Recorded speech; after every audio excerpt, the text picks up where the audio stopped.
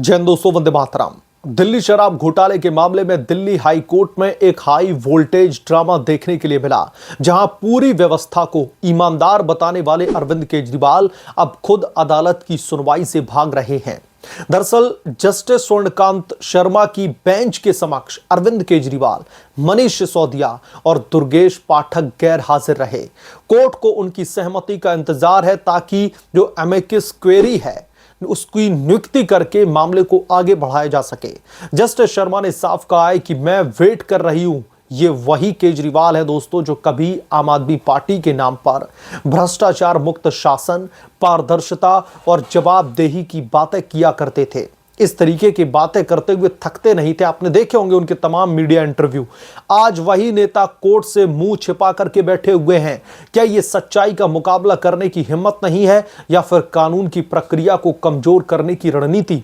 और जब ये लोग इस तरीके से कोर्ट का अपमान करते हैं तो अदालतें इनके खिलाफ में कंटेम्प्ट ऑफ कोर्ट की कार्रवाई क्यों नहीं करती?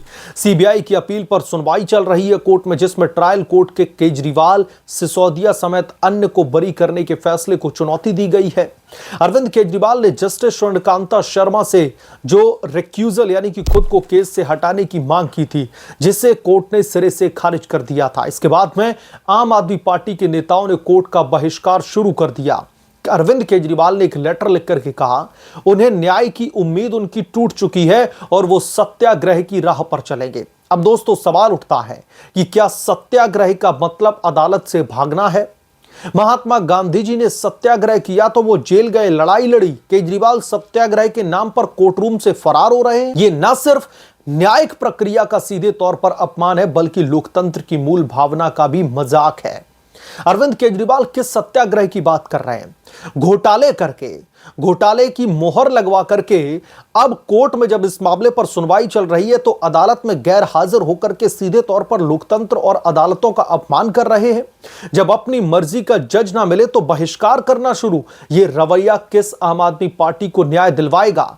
जस्टिस स्वर्णकांता शर्मा ने पहले ही स्पष्ट किया है कि रिक्यूजल की मांग स्वीकार करने से गलत मिसाल कायम होगी। एक जज के बच्चों के पेशेवर संबंधों को आधार बना करके बेंच पर सवाल खड़े कर और उसका बहिष्कार, ये रणनीति पुरानी हो चुकी है। अरविंद केजरीवाल जी, आम आदमी पार्टी पहले भी कई मौकों पर संस्थाओं पर सवाल उठाती रही है, लेकिन जब सबूतों का सामना करना पड़ा तो यही रट लगाई कि उनके खिलाफ में साजिश रची जा रही है।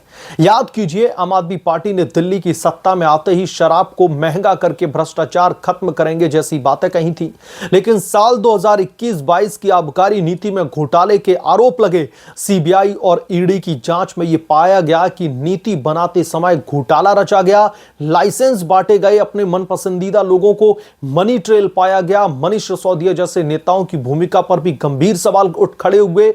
ट्रायल कोर्ट ने बरी कर दिया, लेकिन सीबीआई ने हाई कोर्ट में चुनौती दी है। अब अरविंद केजरीवाल इस प्रक्रिया से भाग रहे हैं, चूहे की तरह बिल में चिपकर के बैठे हुए हैं। अपने ऊपर ईमानदारी का तमगा लगाए हुए केजरीवाल आज भ्रष्टाचार के दलदल में गर्दन तक डूबे हुए हैं।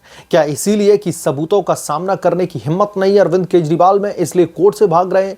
या फिर यह विक्टिम कार्ड खेलने की एक नई कवायद है? दिल्ली के मुख्यमंत्री रहते हुए अगर नेता खुद अदालत से मुंह मोड़ ले तो आम आदमी का भरोसा कहां जाएगा?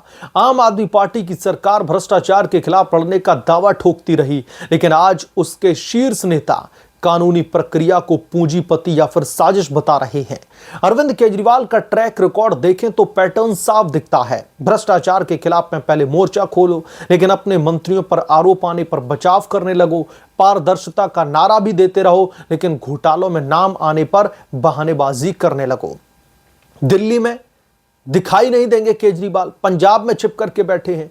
कोर्ट में पेश होने के बजाय पत्र लिख करके न्याय नहीं मिलेगा कहना, यह अरविंद केजरीवाल, ये रवैया न सिर्फ व्यक्तिगत बल्कि पूरे सिस्टम के लिए खतरनाक है। अगर हर नेता को जज पसंद ना आए तो वो बहिष्कार करने लगे तो न्याय व्यवस्था का क्या होगा? किसी को भी लगे कि ये जज उनके खिलाफ में फैसला देगा, वो अदालतों का बहिष्कार करना शुरू कर देगा, गांधी जी के सत्याग्रह को बदनाम करने लगेगा।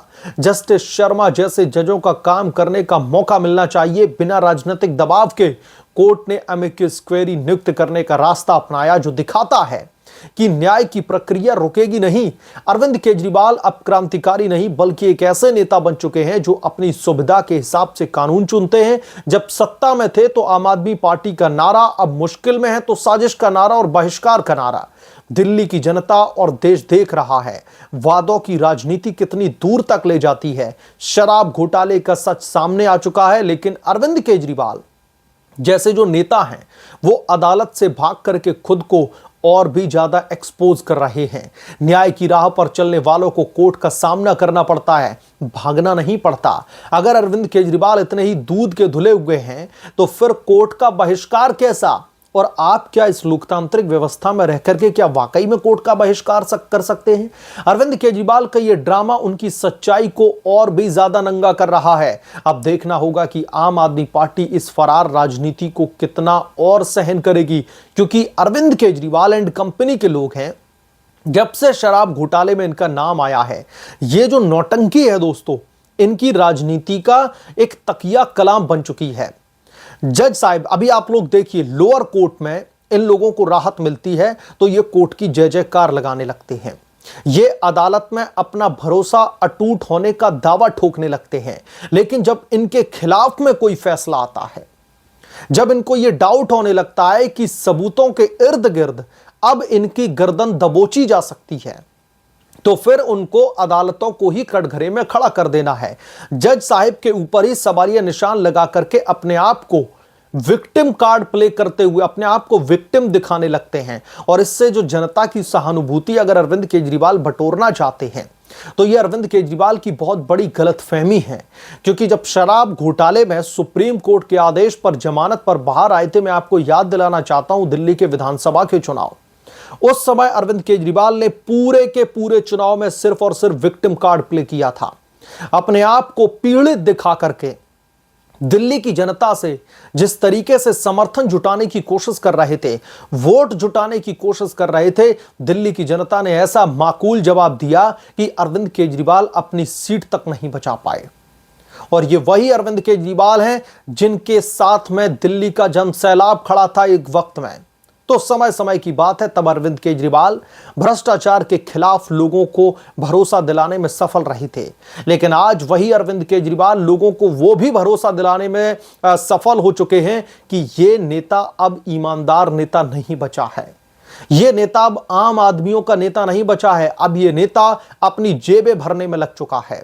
अब ये नेता भ्रष्टाचार के दलदल में गर्दन तक डूबा हुआ है। ये जनता को साफ दिखाई देने लगा और इसी वजह से जनता ने भी अपना फैसला सुना दिया।